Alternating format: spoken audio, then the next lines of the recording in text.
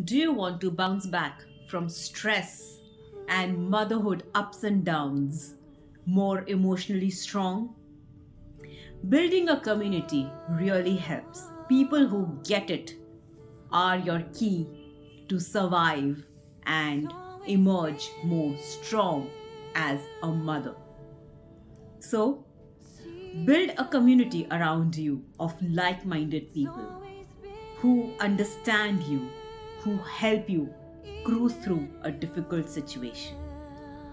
Be open to the idea of sharing. Be open to the idea of asking for help.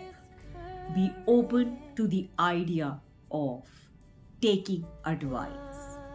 This will definitely help you cruise through motherhood more smoothly, more emotionally grounded.